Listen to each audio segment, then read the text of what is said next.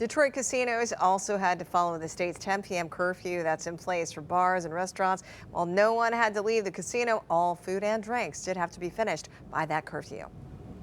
We do want to take on the best moments of the night. Some folks said, well, Keith in particular said Patrick Mahomes taking a beating and never quits. But unfortunately, not everybody enjoyed the game. Michelle said her favorite part was when it was over. Let us know what you thought. Just head to our 7 Action News Facebook page to weigh in. Yeah, I didn't think it was that bad. Just waiting for the game to be over, even if it's just for the commercials. My goodness. All right, time now is 8:08, and let's get to the latest headlines on the coronavirus pandemic here in Michigan. The state continues to track the spread of a highly contagious COVID-19 variant, the variant that originated in the UK. The B117 variant has now been discovered in a 4th county here in Michigan. That's Kent County, Grand Rapids area. The variant has also been identified in Washtenaw, Wayne, and Kalamazoo counties. Meantime, new developments are expected this week from the CDC. The agency is expected to release new guidance on reopening schools. Some students have been learning at home for nearly a year now. Well, today is a big day for high school sports in Michigan. That's right. Student athletes have been cleared for play with some strict restrictions in place. Basketball and hockey will get underway today, but cheer and wrestling won't start competition until Friday. The Michigan High School Athletic Association says some level of masking is required for all 4 contact sports. And COVID-19 testing guidelines are also in place for all teams. The 7 Action News reporter Darren Cunningham is in Livonia with the changes students will see on the court, the mat, and on the ice. With sports resuming at this point in the school year later than normal, student athletes will have a packed schedule on top of their schooling. Here at Livonia Stevenson, the boys hockey team, we spoke to them. They will actually start their competition on Wednesday, and they're very excited. Finally, since we're able to play games now, we've been just practicing for the last 2-3 months, and now that we've got the green light to play, it's just really exciting. Boys varsity hockey is back for Livonia Stevenson seniors Ian Campbell and Aiden Adamick, preparing to play 3 to 4 games a week over the next 6 weeks. After multiple false starts hindered by COVID-19 bans, they say they're not taking this time for granted, but will take the necessary safety precautions. We've talked about stretching at the school versus at the rink, and just always masking up, making sure we have our shields and masks on the ice, just making sure that we're all state protocol ready. It's not like we'll have a lot of spectators, but I could care less if we have spectators. I'm just glad we'll be able to play. Cameron Richards, captain of Grosse Pointe South's girls varsity basketball team, says having played AAU basketball, a packed schedule is run-of-the-mill, very doable. The actual challenge, which she says her team is prepared for, is consistently following COVID-19 protocols. My coach is my dad, and my dad's been telling us a lot that if we want to play, we're going to have to, you guys have to be safe about be safe and not be irresponsible about what you're doing. As a captain, I've been trying, if I see a teammate, if their mask slipped down above their nose, I'm like, hey, put your mask up and stuff. Just trying to do the little things just to make sure we'll be able to play. There are 4 sports resuming: basketball and hockey, as well as competitive cheer and wrestling. The test and mask requirements will vary from sport to sport, so we'll be sure to have that information on our website, WXYZ.com. In Livonia, Darren Cunningham, 7 Action News. Single-digit temperatures this morning. Wind chills are below 0 right now. I'll tell you how much warmer it's going to get in the coming days and when more snow is moving back in. Plus, unique gift ideas for Valentine's Day. The handcrafted items available from the Birmingham Bloomfield Art Center. It's coming up in a live interview right after the break. You're watching 7 Action News this morning on TV 20 Detroit.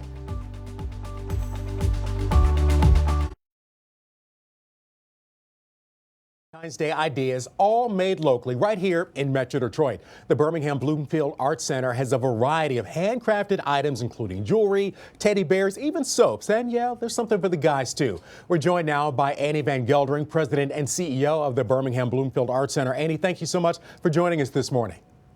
Thank you. Well, for folks who are not familiar with the Birmingham Bloomfield Art Center, tell us a little bit about it. We are a nonprofit that started in 1957. Our goal is to always provide artists an opportunity to show their work, as well as offering classes for those who want to become artists All or right, just want to dabble. Yeah, if you have some talent or just looking for a way to express yourself, you guys can help out with that. And of course, one of the ways we're going to be expressing ourselves this week is often telling the people who are special in our lives that we love them and care for them for Valentine's Day. Tell us a little bit about how you guys are going to be supporting local artists and helping us pass on our feelings of love and companionship. So our gallery shop is just full of local artist wares. We have everything that you could possibly want. Beautiful scented candles by Detroit Rose, a local Detroit company, soaps and glass items. Wouldn't you love to just put that favorite chocolate in a beautiful hand-blown glass? And then, of course, we have scarves, everything that you can think of. This beautiful silk one with ginkgo leaves, or just something hand loomed. We have everything that you could possibly have. And then the price points are between $15 all the way to the hundreds. Right. So if you you can actually buy for multiple people there, and maybe for the kids you spend a little less, and for that very special person in your life you spend a little more, and you guys have a pretty good range to cover the whole family. We do. So we don't want to forget about lovely jewelry. We have very nice jewelry here, but we even have these beautiful lockets that, if anyone remembers, typewriters. They're made with each little letter of a typewriter, and these are actually lockets and only $35. We have every initial. Then we have children's gifts. This is a lovely book that is autographed. The author is a Michigan author, and his wife does the illustrations. And then, of course, the stuffed animals. We can't forget about men. Yes. Men. We have beautiful soaps. We have gorgeous scarves. And of course, everyone's working at home. Why not a beautiful magnifying glass to sit on your desk? Yeah, something, guys want to look good, want to smell good too. So thank you for not forgetting about us. Well, Annie, of course, the pandemic has been tough for everyone. How has the Art Center been during the pandemic? Well, we were closed until middle of September, but we're open again. You're seeing a little bit of our gallery right now. It's our current student works. Everyone is welcome to come and view the different galleries. And all we ask is you wear a mask, watch social distancing. And then we have our classes that are in limited enrollment and occupancy, trying to keep everyone safe, but it's been wonderful. And of course, wear a mask. And you guys are right there, 1516 South Cranbrook Road, open Monday through Friday, and they can find you online at bbac.org. Annie Van Geldering, thank you so much for spending time with us. And there are a lot of folks out there who are procrastinating, not ready for Valentine's Day. I'll raise my hand, and you've given us some great ideas. Thank you, Annie. Thank you. And Kevin, one of the things that Annie mentioned for both the guys and for the ladies were scarves. They'll be vitally important this morning. Yeah, I mean, really, look at the number now just in Brighton. The temperature just dropped to 3 degrees along with Pinckney and Orong with Southline at 4 degrees now. Wixom, Commerce Township, both at 4 degrees.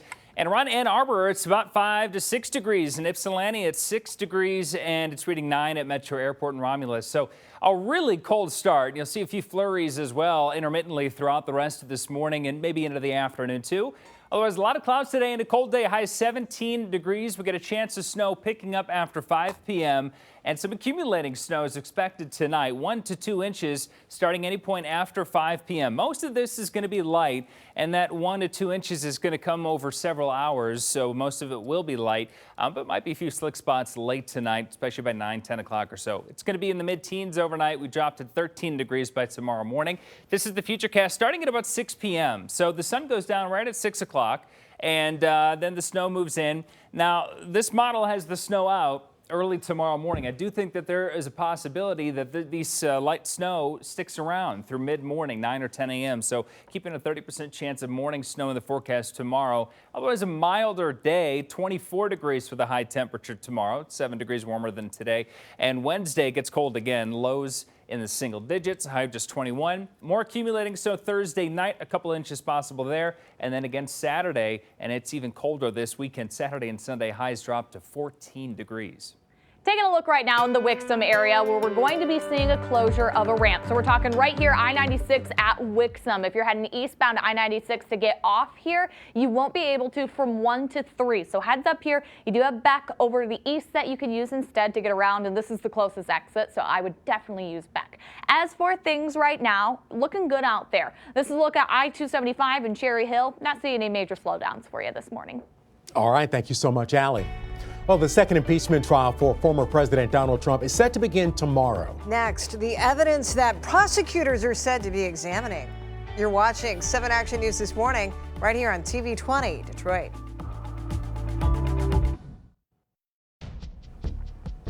(8:22) tomorrow, former President Trump will face his second impeachment trial in the Senate. Now, Trump is accused of inciting the deadly January 6th riot on Capitol Hill. Congressional investigators are reportedly coming through video to see if there's any evidence linking the former president and his associates to the insurrection.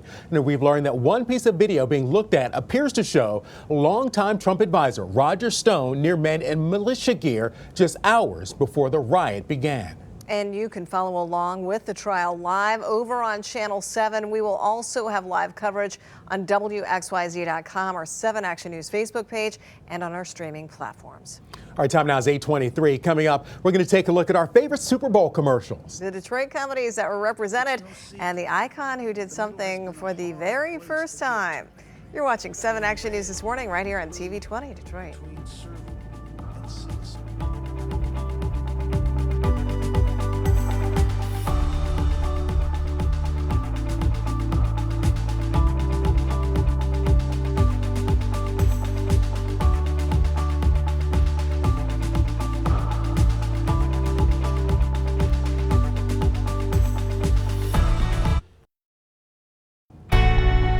Taking action for you. This is a local news update from 7 Action News. Good morning. It's 8:27. I'm Keenan Smith.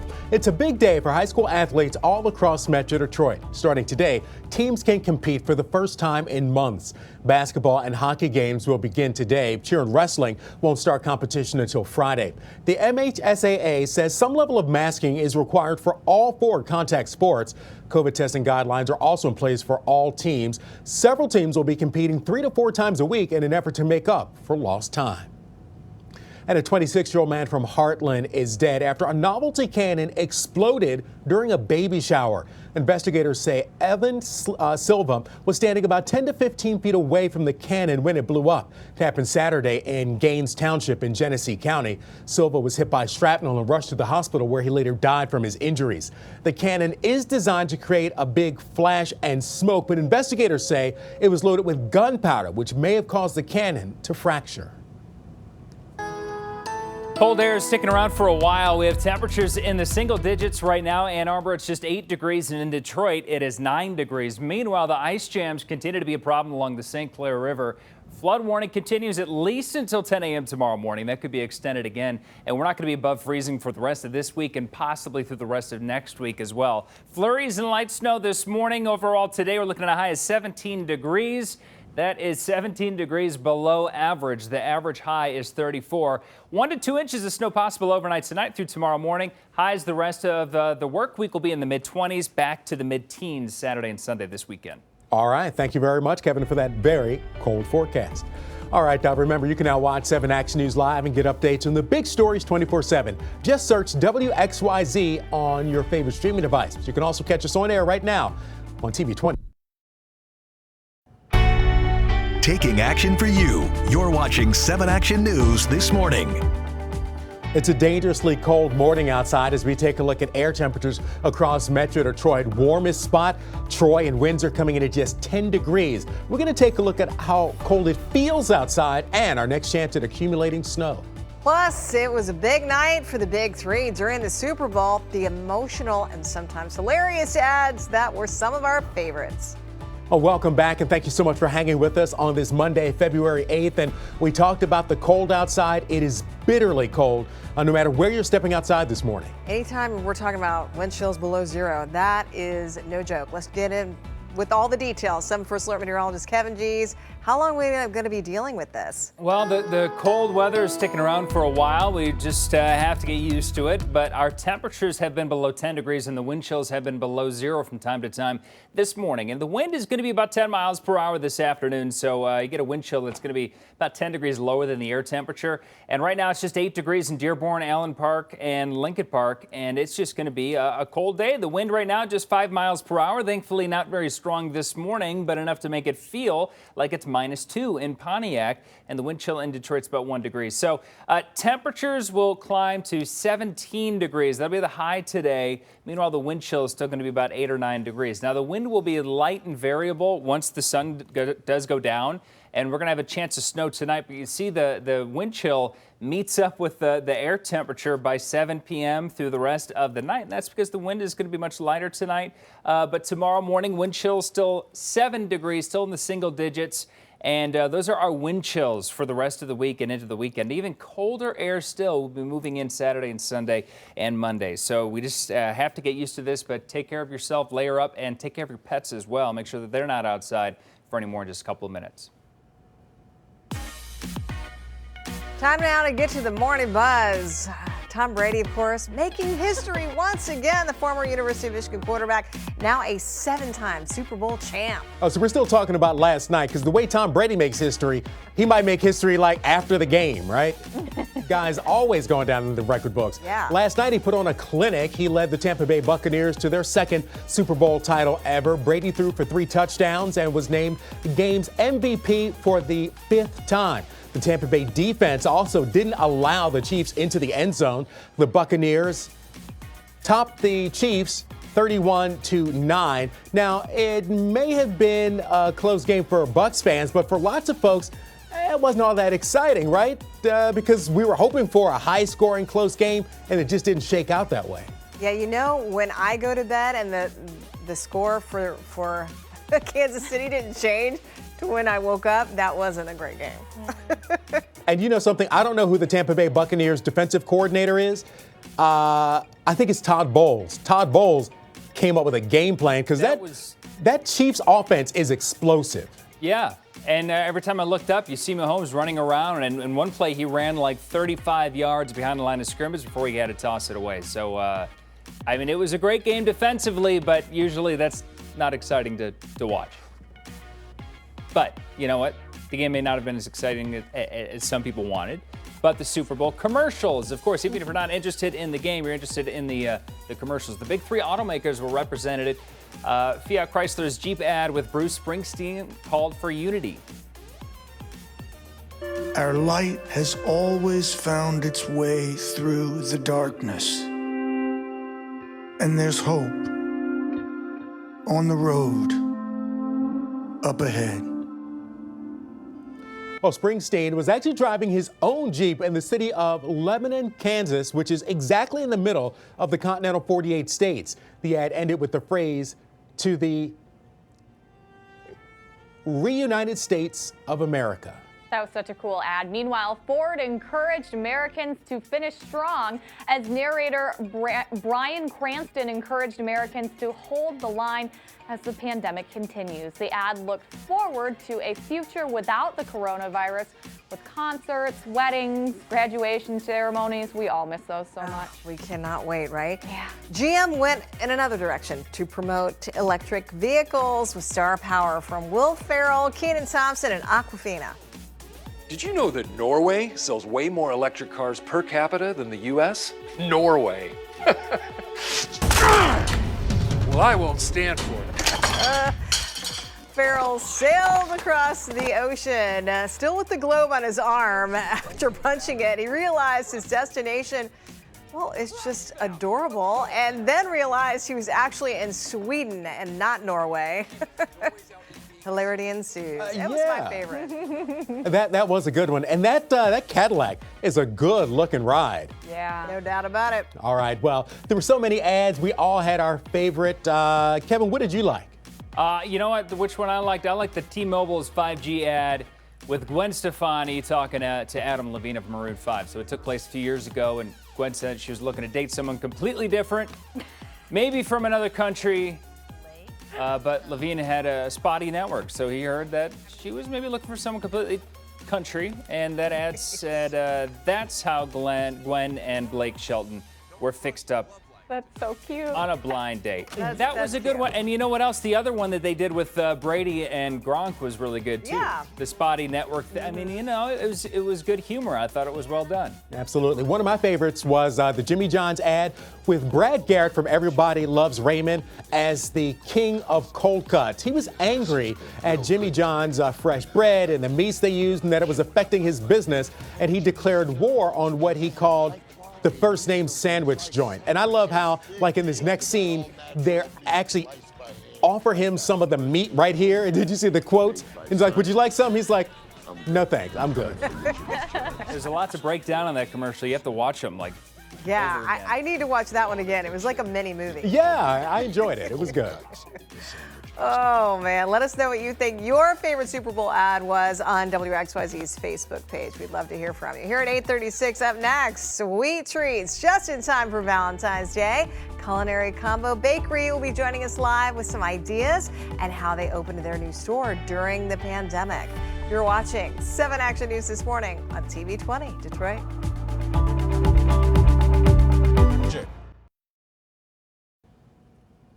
Sweets for your sweetheart this Valentine's Day. Culinary Combo Bakery in Southfield has cookies, cakes, lots of chocolate, you name it, made to order gift baskets just in time for the romantic holiday. And joining us now to share more about it is Jody Polk and Jessica Barris, co-owners of Culinary Combo, mother-daughter duo as well. Thank you so much for being with us today. Thank you. Thank you. Tell us a little bit about your business, first of all, because you opened up during the pandemic. Yes, we did.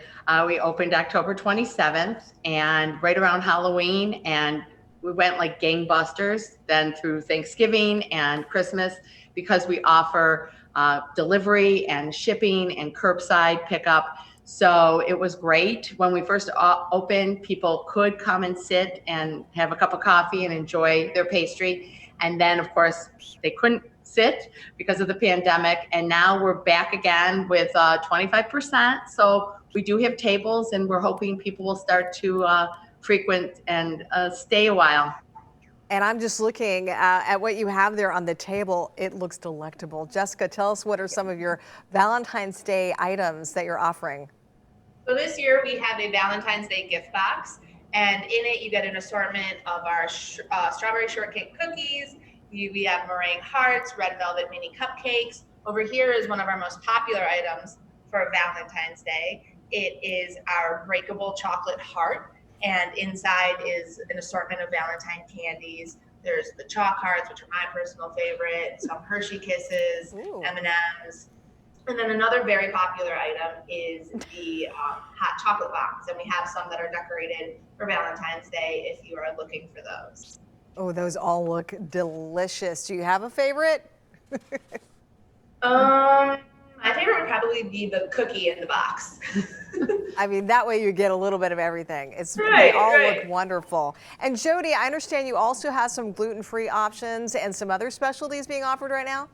We do. We always have a couple gluten-free options available in our case at the bake shop. And then we also have a large list of gluten-free that's available for order that they can order ahead. We do a little bit of keto also.